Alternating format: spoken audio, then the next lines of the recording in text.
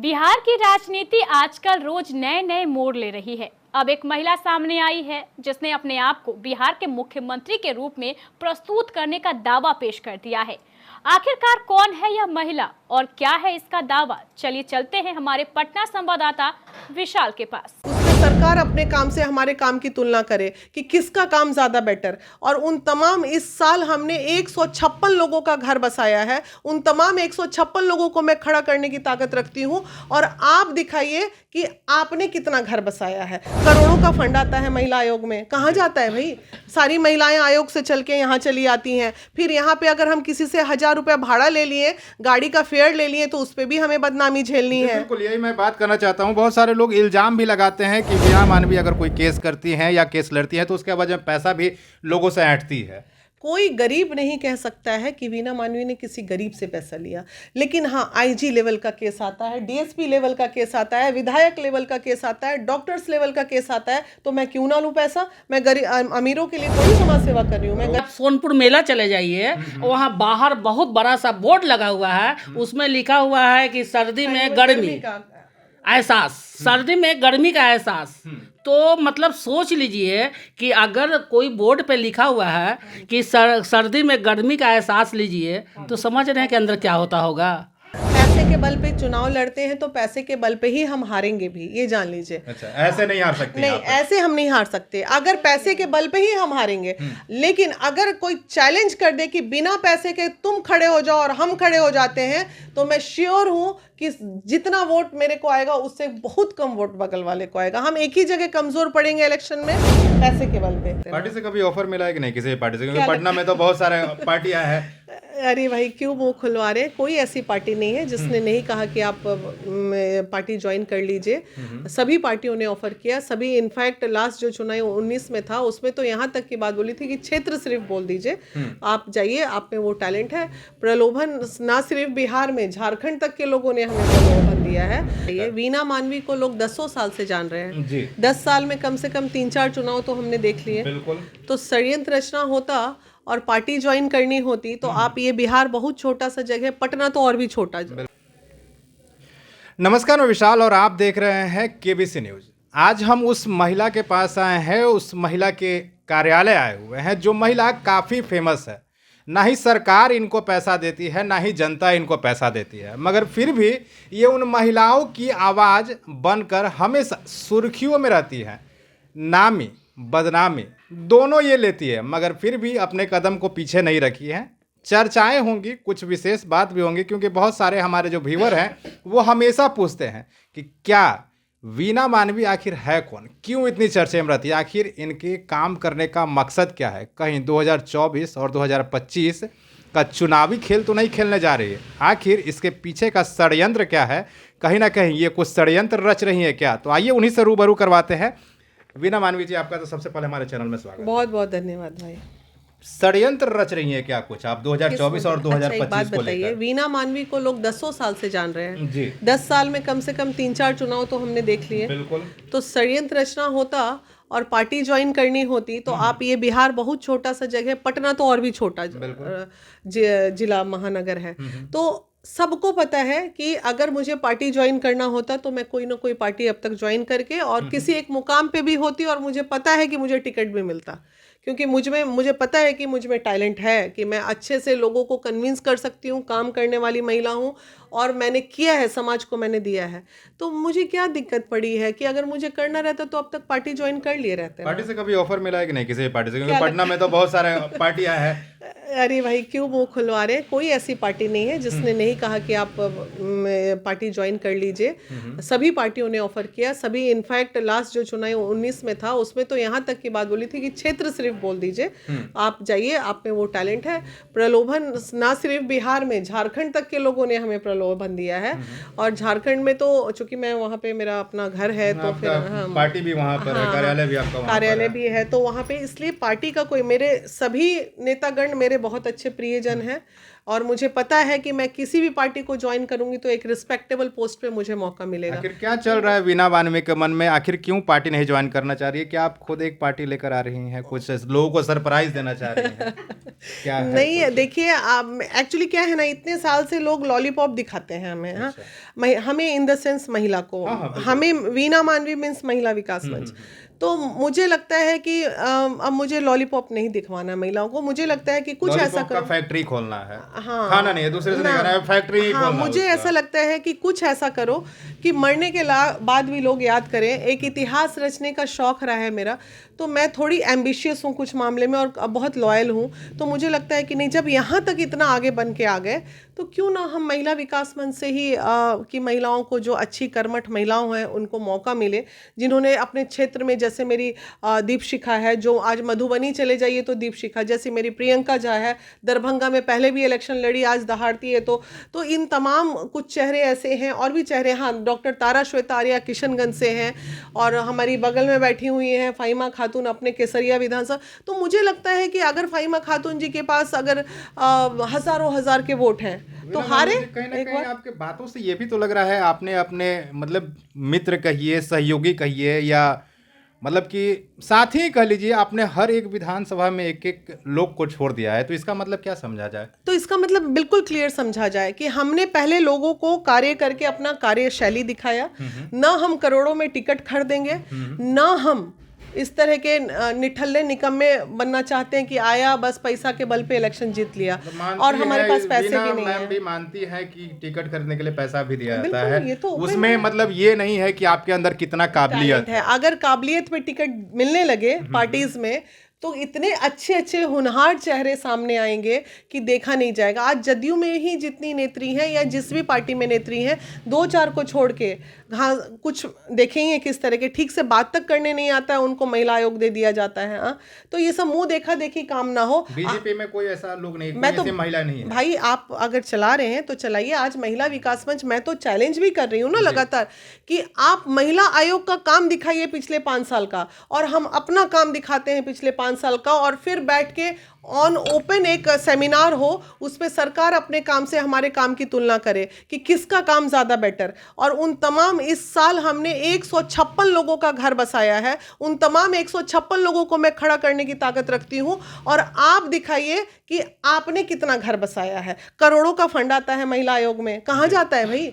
सारी महिलाएं आयोग से चल के यहाँ चली आती हैं, फिर यहाँ पे अगर हम किसी से 1000 रुपया भाड़ा ले लिए, गाड़ी का फेयर ले लिए, तो उस पर भी हमें बदनामी झेलनी है। बिल्कुल, यही मैं बात करना चाहता हूँ। बहुत सारे लोग इल्जाम भी लगाते हैं कि वीणा मानवी अगर कोई केस करती हैं या केस लड़ती हैं तो उसके वजह पैसा भी लोगों से ऐंठती है।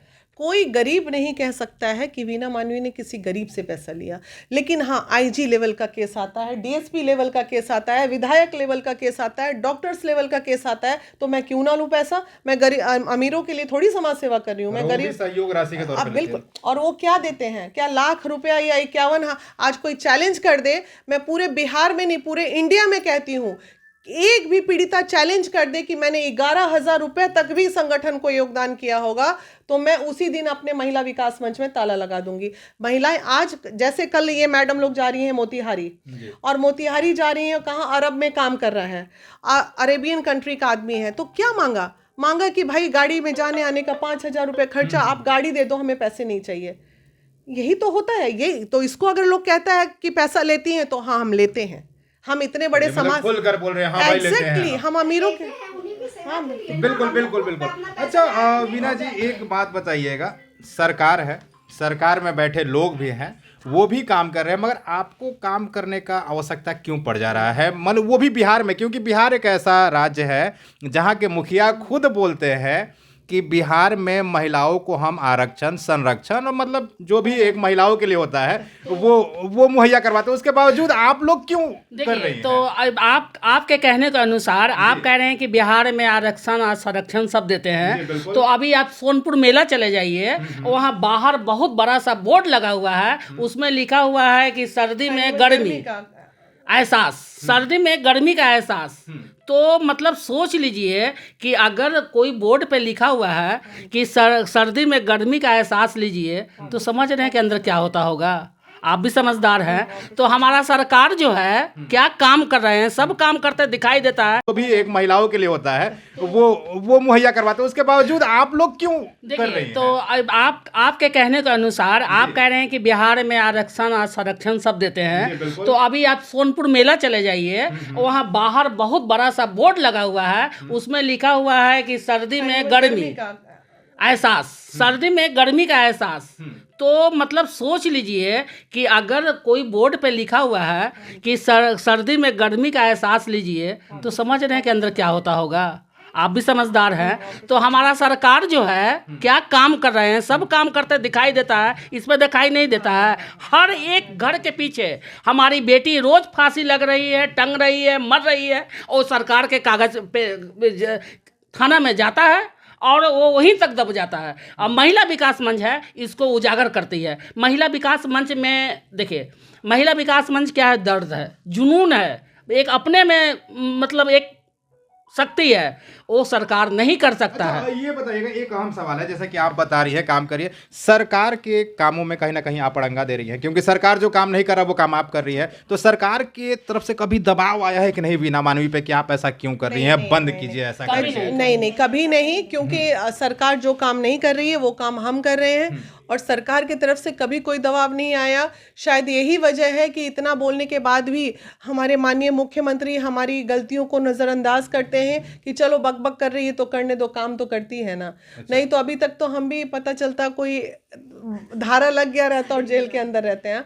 लेकिन हाँ, एक केस में बहुत ज़्यादा हुआ था, मुझे पता है, गायघाट रिमांड होम का जब मामला आया था उस पर हम लोगों ने, तो उस समय पूरी प्रशासनिक टीम ने और पूरी कोर्ट, पूरा का पूरा कोर्ट यहाँ बैठा रहता था ऑफिस में, और भरपूर सरकार ने हमें खंगालने की कोशिश की कि आखिर फंडिंग कहाँ से आता है, बैकअप क्या है, कौन है ये लोग। तो उस समय सरकार बहुत कोशिश करने के बावजूद भी उनको कुछ मिला ही नहीं। देखे कि अरे ये लोग तो नंगी भूखी लोग हैं, 1000-500 रुपया दे के, और ये लोग अपना ऐसे ही बैठ के समाज चला रही है। नहीं तो फंड, आज मेरे बायलॉज में लिखा है कि मैं कभी भी किसी सरकारी फंड का इस्तेमाल नहीं करूंगी। तो ये बहुत बड़ी बात है ना, हम एनजीओ कहलाते हैं, लोग एनजीओ में तो फंड आता होगा। अरे भैया, हमारा बायलॉज में लिखा है कि हम कोई फंड नहीं लेंगे। बीना जी क्या यहाँ भिखमंगा लोग बैठा हुआ है क्या? अरे भाई, ये बिजनेसमैन है, हम बिजनेसमैन हैं, खुद 5000 डेली कमाते हैं, हमारा अपना खुद का बिजनेस है। तो ऐसा नहीं है, हमारे वो बिजनेसमैन है, हमारे मोबाइल पे उधर भी थोड़ा सा एक बार कैमरा घुमा दीजिए। वो दानापुर में इनका अब ऑलरेडी बिजनेसमैन है, और हमारा आप हमारा मोबाइल नंबर डालिए और हमारा आएगा कि क्या बिजनेस हमारा है। इसी गूगल पे भी आपका ऐड आता है। हाँ, तो आप हम लोग अपने मतलब बिजनेस से किसी को दान नहीं करते हैं, महिला विकास मंच में खर्चा करते हैं। सरकार तो जांच कर ले भैया, हम लोग को जहां खंगालना खंगाल ले। अच्छा, ये बात बताइएगा बीना जी, शौक में ये आपने एक महज शुरुआत किया था, मगर आज की डेट में इतने लेवल पर आ गई हैं। नहीं सोचा था हमने। बहुत एक किसी, मैं इसकी स्टोरी बताती हूँ। मैं किसी कार्यक्रम में गई थी, मैं उस संगठन की कार्यकारिणी अध्यक्ष थी। तो कुछ महिलाएं जब हॉल में एंट्री की, पुरुष लोग उसमें थे, सब बड़े बड़े मेंबर लोग। तो जैसी महिलाएं एंट्री की तो मैंने माइक से अनाउंस कर दिया, पीछे सीट खाली थी स्टेज पे। मैंने ये जो महिलाएं हैं जो अभी आई हैं, कांति दीदी नाम है, भाजपा की हैं, दीदी आप मंच पे आ जाइए और बैठ जाइए, आपका स्वागत है। उस वक्त उस संगठन के जो अध्यक्ष थे, उन्होंने मेरे को, आप कैसे मंच पे बुला ली महिलाओं को। हाँ, और उसी मंच पे एक महिला अध्यक्ष थी, उसका ये कहना था मैं अकेली हूँ यहाँ पे, अकेली ही रहूंगी, मेरे साथ कोई महिला नहीं बैठेगी। बहुत बुरा लगा था, रोते हुए मंच से नीचे उतरे थे, और हम सोचे थे अब ये आखिरी मंच है। उस दिन ही ये पहले वैश्य महिला विकास मंच का निर्माण हुआ, उसके बाद ये बना बिहार महिला विकास मंच, लेकिन रजिस्ट्रेशन मिला महिला विकास मंच के नाम से। तो उस दिन के बाद से मैंने किसी भी मंच को मैंने ज्वाइन नहीं किया। मैं सोची अब जो करना है, मेरे में अगर कीड़ा है तो अगर मेरे कार्य अच्छे होंगे तो लोग जुड़ेंगे। और आज खुशबू देखिए, not only Bihar, Jharkhand, Bengal, Uttar Pradesh, Delhi, Jammu and Kashmir, मतलब हरियाणा, विदेशों तक आपका चर्चा चल रहा है। बिल्कुल वाजिब सी बात है, क्योंकि आप अच्छा, ये बताइए मैम कि आने वाले बिहार में विधानसभा चुनाव होने वाला है। महिलाओं का योगदान देखा जाता है बहुत ही कम रहता है, सिर्फ वोट देने जाती हैं, और वो भी किसी के परिवार पे बोलने के बाद दबाव में ही जाती है।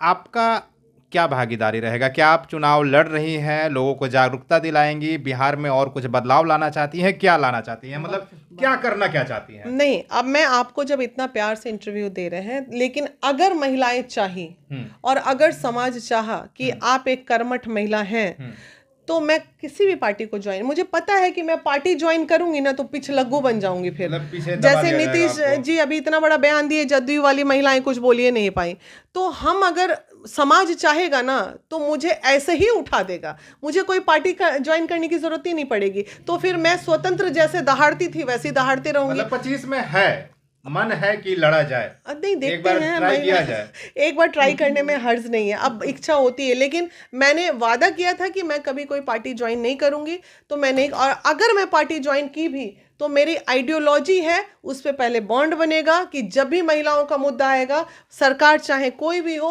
मैं दहाड़ूंगी जरूर, आपको बुरा, वो बॉन्ड अगर कोई पार्टी मेरे से एग्रीमेंट साइन करेगा तभी मैं कोई पार्टी ज्वाइन करूंगी, अदरवाइज में हम पिछलग्गू बनने के लिए करोड़ों रुपया खर्च किए हैं, अपना 15 साल का मेहनत ये महिलाएं लगाई हैं, किसी का झंडा ढोने के लिए थोड़ी लगा रहे हैं। चुनाव लड़िएगा तो बिहार में दावेदारी बहुत कसकर आपको देना पड़ेगा, क्योंकि बहुत सारे बागड़ यहाँ पे, मतलब बहुत बड़े बड़े लोग यहाँ पर हैं। देखिए, बागड़, पैसे का बल पे भी लोग यहाँ पर चुनाव लड़ते हैं। पैसे के बल पे चुनाव लड़ते हैं तो पैसे के बल पे ही हम हारेंगे भी, ये जान लीजिए। अच्छा, ऐसे नहीं हार सकते नहीं, यहाँ पर। ऐसे हम नहीं हार सकते, अगर पैसे के बल पे ही हम हारेंगे, लेकिन अगर कोई चैलेंज कर दे कि बिना पैसे के तुम खड़े हो जाओ और हम खड़े हो जाते हैं, तो मैं श्योर हूं कि जितना वोट मेरे को आएगा उससे बहुत कम वोट बगल वाले को आएगा। हम एक ही जगह कमजोर पड़ेंगे इलेक्शन में, पैसे के बल पे, और हमें विश्वास है अपनी जनता पे कि वो अब इंसानियत पे अगर काम करेंगी तो वो जरूर कहेंगे, ए भाई एक बार इस टीम को मौका दे दो, बहुत काम करती है, बहुत दिन से काम करते हुए आई, और देंगे लोग मौका। मुझे विश्वास है बिहार की जनता पे कि इस बार महिला विकास मंच प्रखर रूप से इलेक्शन में आप लोगों को नजर आएगी।